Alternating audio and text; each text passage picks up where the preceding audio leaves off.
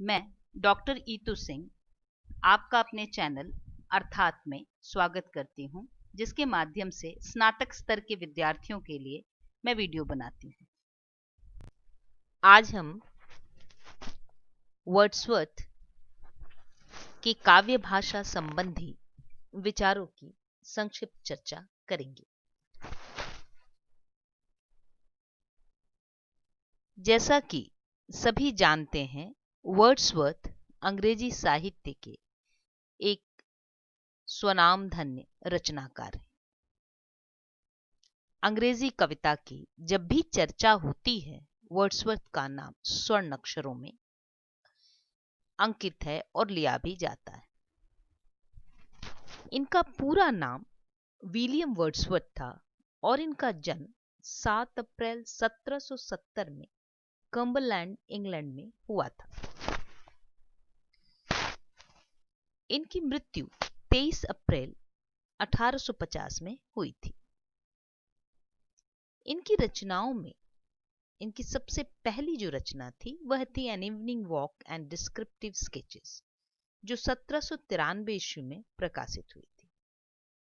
किंतु इनकी प्रसिद्धि का मुख्य कारक इनकी रचना लिरिकल बैलेड्स है, जो बहुत अधिक चर्चित हुई और यह 1798 में प्रकाशित हुई थी।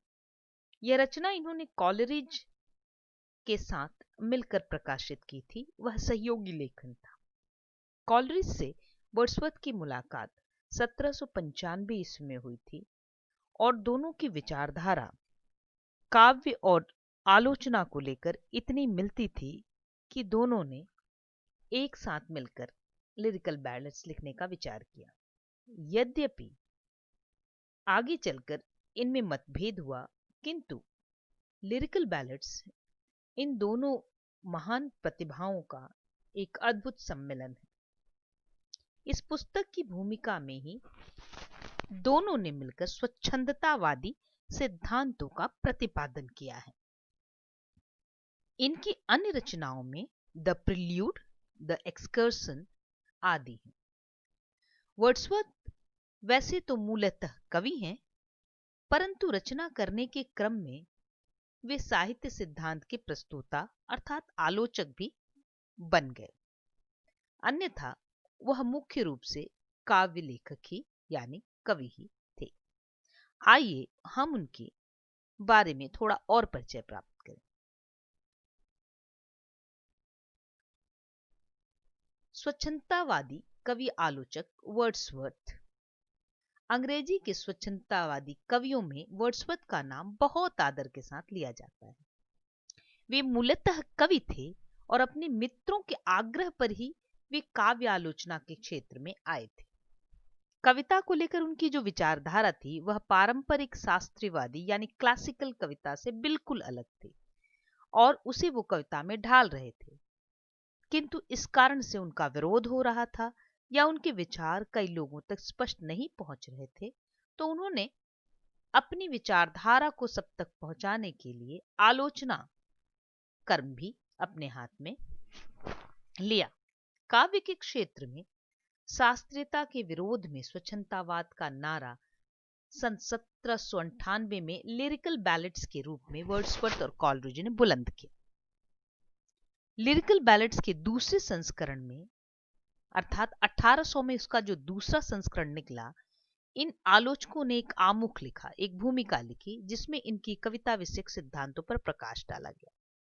यानी स्पष्ट आप समझ लीजिए कि 1798 में कॉलरिज और वर्ड्सवर्थ ने मिलकर लिरिकल बैलेड्स का प्रकाशन किया और उनकी रचनाओं को लेकर जब तरह तरह के विवाद और प्रश्न उठने लगे, तो उसके अगले संस्करण में अर्थात 1800 में उन्होंने उन विवादों का जवाब देते हुए अपनी विचारधारा और साहित्य सिद्धांत को शब्दबद्ध किया।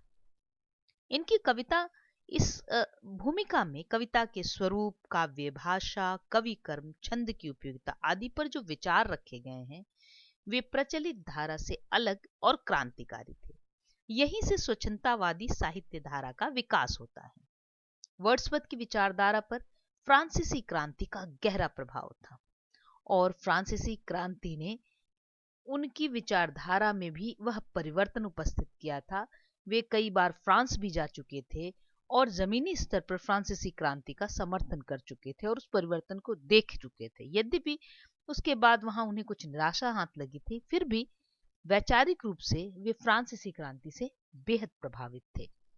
कवि के रूप में इन्हें व्यापक स्वीकृति मिली थी और सन 1843 में इन्हें इंग्लैंड के पोएट लॉरिएट के पद से सम्मानित किया गया था। इस तरह स्पष्ट है कि अंग्रेजी साहित्य का यह स्वनाम धन्य लेखक कवि अपने आप में बहुत ही प्रसिद्ध रहा और आज भी इनकी कविताएं विविध स्तरों पर पढ़ाई जाती हैं। वर्ड्सवर्थ के काव्य सिद्धांत की पहले चर्चा कर लें, तब हम उनकी काव्य भाषा की चर्चा करेंगे। हम संक्षेप में उसके काव्य सिद्धांतों की चर्चा करते हैं। वर्ड्सवर्थ के मत में श्रेष्ठ कविता प्रबल मनोवेगों का सहज उच्छलन है, किंतु इसके पीछे कवि की विचारशीलता और गहन चिंतन का होना आवश्यक है। वर्ड्सवर्थ मानते थे कि कविता हमारे मनोवेगों का एक ऐसा आवेगपूर्ण उच्छलन है जो भावुकता से भरी होती है, किंतु इसका तात्पर्य यह नहीं है कि कवि जो है वह विचारशील नहीं होता, वह सिर्फ भावावेग में लिखता है, बल्कि मूलतः वो मानते थे कि कवि का विचारशील और चिंतनशील होना आवश्यक है। लिरिकल बैलेट्स के आमुख में वे लिखते हैं, कोट, इसका प्रकाशन प्रयोग के रूप में हुआ था। यह प्रयोग मैंने इस उम्मीद से किया था कि इससे यह तय करने में किसी हद तक मदद मिल सके कि प्रबल अनुभूति की अवस्था में मनुष्य की वास्तविक भाषा को छंदबद्ध करके क्या पाठक को आनंद प्रदान किया जा सकता है। अर्थात वो कहना चाहते थे कि जब एक कवि आवेग में लिखता है तो वह जैसा आवेग अनुभूत कर रहा है उसी भाषा में जब वह लिखता है तो क्या यह पाठकों तक संप्रेषित होता है अथवा नहीं। अतः इस उक्ति में उन्होंने निम्न बातें कही हैं, अगर हम उसको संक्षेप में कहना चाहें तो। पहली बात कि कविता एक प्रयोग है, एक एक्सपेरिमेंट है। दूसरी बात, कविता का जन्म प्रबल अनुभूति से होता है। तीसरी बात, इसमें मनुष्यों की वास्तविक भाषा अर्थात बोलचाल की भाषा का प्रयोग काम में है, अर्थात कविता में बनावटी भाषा या बहुत कठिन क्लिष्ट भाषा का प्रयोग नहीं होना चाहिए। और अगली बात, वो ये मानते थे, कॉलरिज भी मानते थे, कविता छंदबद्ध होनी चाहिए, उसे छंद में बद्ध होना चाहिए। और अंततः कविता का उद्देश्य आनंद प्रदान करना है। कविता हमारे भीतर मनोवेगों को उच्छलित करती है, न सिर्फ कवि की बल्कि पाठकों की भी। इस प्रकार कवि के काव्य की मुख्य आधार बातें ये थी। कविता के स्वरूप पर विचार करते हुए वर्ड्सवर्थ कहते हैं कि कविता में अनुभूति की प्रधानता होती है। जहां आगे चिंतन की प्रधानता की बात कही जाती थी, क्लासिकल कविता में चिंतन मनन और बहुत परिश्रम से कविता लिखी जाने की बात कही जाती थी, वहीं वर्ड्सवर्थ कहते हैं कि नहीं, कविता भावावेग में बहकर लिखी जाती है, उसमें अनुभूति की प्रधानता होती है। यह अनुभूति कैसी होनी चाहिए? वो कहते हैं कि यह अनुभूति सामान्य अनुभूति नहीं होती है, अपितु गरिमामय और दार्शनिकता से पूर्ण होती है, और उसके माध्यम से कवि एक व्यापक सत्य की तलाश करता रहता है। इसके लिए कवि का चिंतनशील होना भी आवश्यक है। कविता का एक निश्चित उद्देश्य भी होना चाहिए और वह है पाठकों को उच्च कोटि का आनंद प्रदान करना।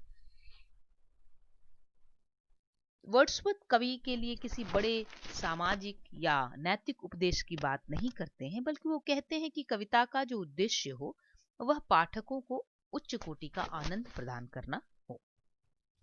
कविता के विषय वस्तु के प्रश्न पर भी वर्ड्सवर्थ ने स्पष्टतः कहा है कि वह मानव तथा प्रकृति का प्रतिरूप होती है, अर्थात कविता में प्राकृतिक रूपों का आना आवश्यक है। Poetry is the image of man and nature, कि जो मनुष्य है प्राकृतिक रूप से वैसा ही उसकी कविता में उसका स्वरूप आना चाहिए। विषय के रूप में वे सामान्य ग्रामीण जीवन के चुनाव के पक्षधर हैं। शहर के जटिल जीवन से दूर सरल ग्रामीण जीवन को प्राथमिकता देते। आप वर्ड्सवर्थ की कविता पढ़िए, वहां नदी है, तालाब है, फूल है, ल्यूसी है, ऐसी सामान्य चीजें हैं जिन पर इससे पहले कविता लिखने की कोई बात सोचता भी नहीं था। फ्रांसीसी राज्य क्रांति के आदर्शों से अनुप्राणित वर्ड्सवर्थ के मन पर स्वतंत्रता, समानता और बंधुत्व का साक्षात उदाहरण ग्रामीण जीवन ही था। वो कहते थे कि क्रांति में जिन मूल्यों को उठाया गया है वह ग्रामीण जीवन की ओर, प्रकृति की ओर लौटने की बात भी करते थे। वे विषय और भाषा दोनों की सहजता के समर्थक थे। अर्थात उनका मानना था कि काव्य का विषय भी सहज होना चाहिए और उसकी अभिव्यक्ति के लिए जिस भाषा का प्रयोग हो वह भी सहज ही होना चाहिए। आगे हम वर्ड्सवर्थ के काव्य भाषा से विषयक सिद्धांत की बात करते हैं कि आखिर भाषा के विषय में वर्ड्सवर्थ क्या कह रहे हैं। वर्ड्सवर्थ की काव्य भाषा विषयक मान्यताओं को ठीक से समझने के लिए उनके पूर्व की परिस्थिति की थोड़ी चर्चा आवश्यक होती है। वर्ड्सवर्थ के काफी पहले इतावली कवि दांते ने कहा था कि काव्य में ग्राम भाषा का प्रयोग हेय है। अर्थात वर्ड्सवर्थ के समय में भी ग्रामीण भाषा, लोकल लैंग्वेज या सामान्य जनता की भाषा को कविता लिखने योग्य माना ही नहीं जाता था।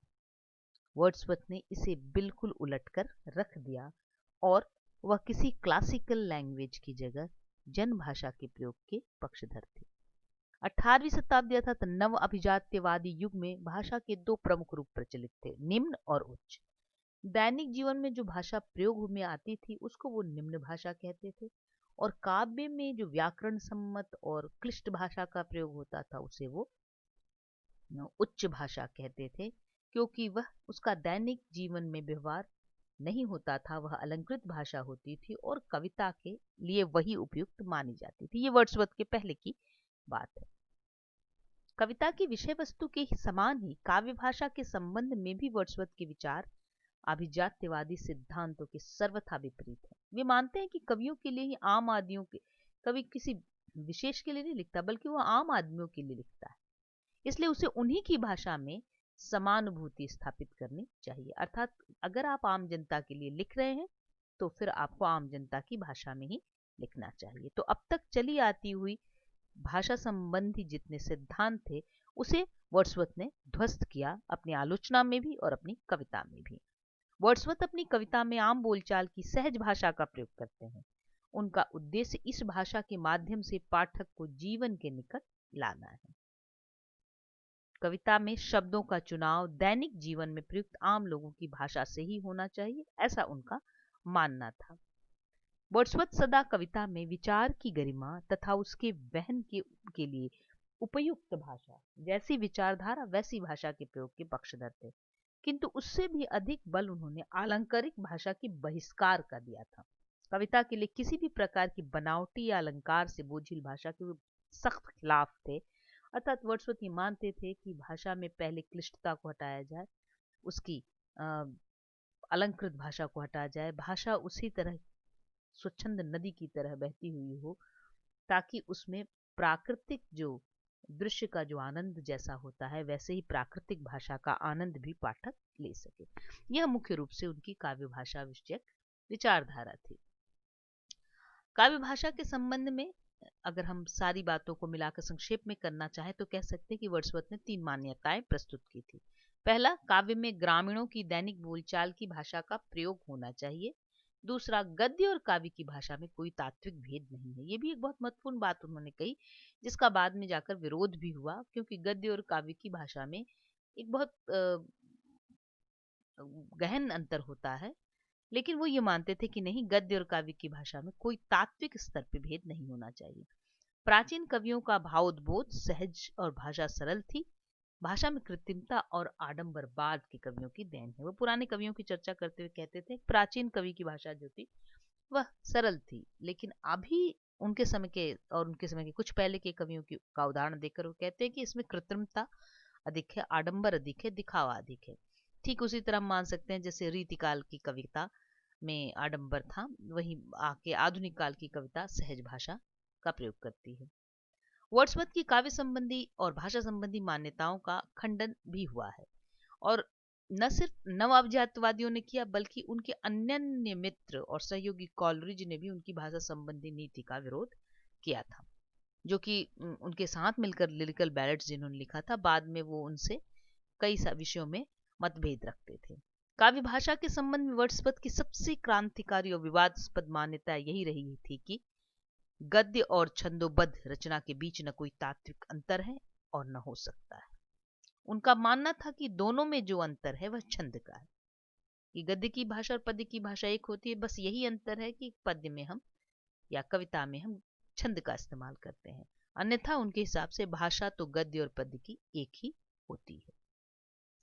लेकिन इस बात को लेकर उनकी आलोचना भी हुई और ये सिद्ध करने की कोशिश की गई कि नहीं, वर्ड्सवर्थ की भाषा संबंधी यह मान्यता मानी नहीं जा सकती है। पहली मान्यता को भले ही स्वीकार कर लिया जाए। वर्ड्सवर्थ ने की आलोचना कॉलरिज ने की है और किन बिंदुओं पे की है उसकी हम चर्चा यहाँ करेंगे। कॉलरिज ने अपनी रचना बायोग्राफिया लिटरेरिया में वर्ड्सवर्थ की कई मान्यताओं की आलोचना की है। उनका मानना है कि पहला, साहित्यिक गद्य की भाषा बोलचाल की भाषा से अलग उसका परिनिष्ठित रूप है। छंदबद्ध रचना और गद्य रचना में भी शब्दों का क्रम और संयोजन भिन्न होता है। तो स्पष्ट वो मानते हैं कि सिर्फ बोलचाल की भाषा ही नहीं बल्कि उस साहित्यिक जैसे ही हम साहित्य में बोलचाल की भाषा को लाते हैं तो एक नियमबद्धता आती है, उसमें एक परिनिष्ठित रूप उसका होना चाहिए। दूसरी बात वो कहते हैं कि ग्रामीणों के जीवन तथा अनुभव का क्षेत्र अत्यंत संकुचित होता है, इसीलिए कविता के व्यापक जीवन के लिए आवश्यक शब्द और विचार उनकी भाषा में नहीं मिलते हैं। इससे कविता की सार्वभौमिकता नष्ट होती है कि अगर सिर्फ ग्रामीण जीवन से शब्द लिए जाएं तो कई ऐसे विचार हैं कवि के पास जिनके लिए कोई शब्द उसे नहीं मिलेगा और कविता सिर्फ क्षेत्रीयता या किसी विशेष क्षेत्र से जुड़ी रह जाएगी, उसकी सार्वभौमिकता नष्ट होगी। अतः यह बात वो नहीं स्वीकारते कि बिल्कुल ग्रामीण जीवन से ही शब्द लेने चाहिए। वर्ड्सवर्थ छंद की उपयोगिता स्वीकार करते हैं किंतु उसे काव्य का विभेदक तत्व नहीं मानते हैं। इसके विपरीत कॉलरिज छंद को काव्य का अभिन्न अंग मानते हैं क्योंकि मन के जो भाव हैं वो छंद के लय में स्पंदित होकर कविता बनते हैं। तो वर्ड्सवर्थ की तुलना में कॉलरिज छंद को अधिक महत्व देते हैं। तो यह कुछ बिंदु थे जहां पर वर्ड्सवर्थ ने की आलोचना कॉलरिज के द्वारा होती है। आइए हम जाने कि पाश्चात्य आलोचना में साहित्य शास्त्र में वर्ड्सवर्थ का क्या महत्व है। वर्ड्सवर्थ न तो आलोचक थे न आलोचना के लिए उन्होंने आलोचना लिखी। लिरिकल बैलेट्स के प्रकाशन के बाद समीक्षकों आलोचकों के आक्रमण के निराकरण और अपने मत की स्थापना के लिए इन्हें 1800 ईस्वी में पुस्तक के दूसरे संस्करण के भूमिका के रूप में आलोचना लिखनी पड़ी थी, जैसा कि हमने पहले भी कहा था।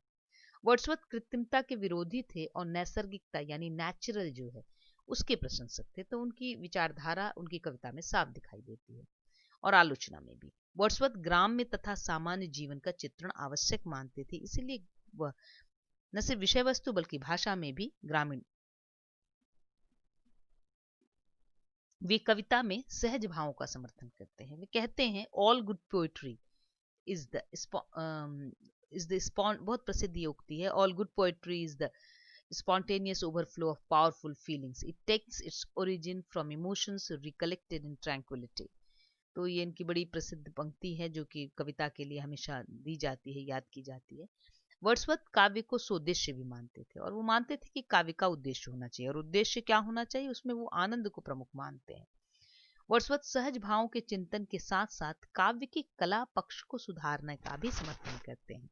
वो मानते थे कि काव्य का जो कला पक्ष है वह भी सुंदर होना चाहिए, वो नैसर्गिक हो, ये जरूरी है। वर्ड्सवर्थ के विचारों में स्वच्छंदतावाद से ही स्वच्छंदतावादी आलोचना का प्रादुर्भाव हुआ, जिसका प्रभाव हमारे यहाँ छायावाद में भी दिखाई देता है। हिंदी में छायावादी कविता पर वर्ड्सवर्थ के विचारों का प्रभाव देखा जा सकता है। तो यह वर्ड्सवर्थ का महत्व है। अब इस वीडियो को खत्म करने के पहले मैं वर्ड्सवर्थ की कुछ प्रसिद्ध उक्तियां हैं जिनको बार बार दोहराया जाता है वो मैं आपके सामने रखना चाहती हूँ। जैसे पहली पंक्ति जिसको हमने पढ़ा अभी कि poetry is the spontaneous overflow of powerful feelings, it takes its origin from emotion recollected in tranquillity. कविता तीव्र मनोवेगों का सहज उच्चलन है, शांति के क्षणों में भाव के पुनः स्मरण से इसका उदय होता है। The child is the father of man, ये भी इनकी बड़ी प्रसिद्ध उक्ति है। Fill your paper with the breathing of your heart. अगली है the best portion of a good man's life, his little nameless, unremembered act of kindness and of love. Come forth into the light of things, let nature be your teacher. प्रकृति को अपना शिक्षक बनाने की बात Wordsworth ने कई बार कही है। ये उनकी कविताओं से भी कुछ पंक्तियां हैं। Bliss was it in the dawn to be alive, but to be young was very heaven. उस प्रभात में भी जीत रहना सुखद था और तरुण होना तो स्वर्ग के समान था। That inward eye which is the bliss of the solitude. अगली है, nature never did betray the heart that loved her. प्रकृति कभी भी उनको धोखा नहीं देती जो उन्हें प्रेम करते हैं। Getting and spending we lay waste our powers, with an eye made quiet by the power of harmony and the deep power of joy we see into the life of things। इस तरह यह चर्चा थी Wordsworth पे। धन्यवाद।